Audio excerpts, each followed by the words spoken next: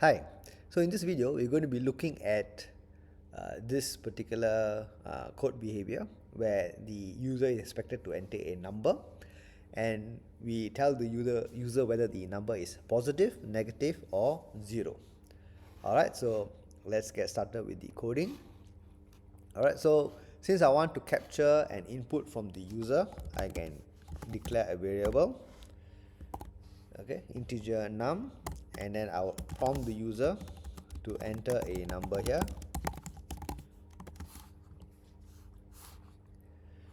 Okay, once the prompt is out, I can capture the input from the user. Okay, so now this is where we need to perform the check. Alright, so normally when you want to check for a range of numbers or inputs, in this case greater than 0, smaller than 0 and so on, then we can use if else or if else statements, alright, to solve or to fulfill the requirement.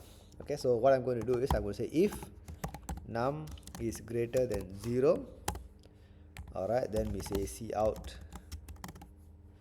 okay, positive number,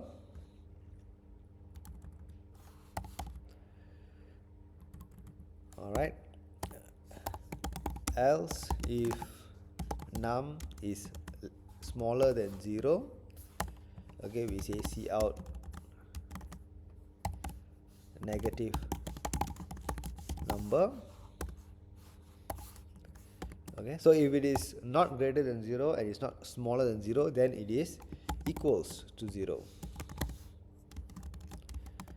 Okay, you entered 0.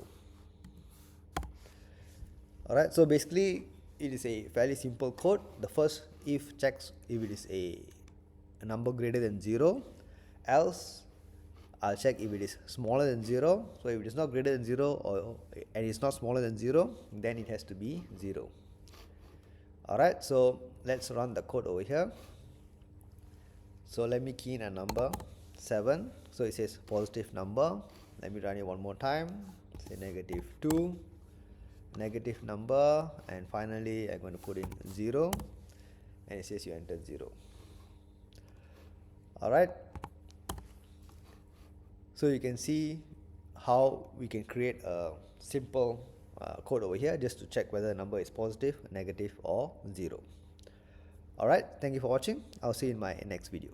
Bye.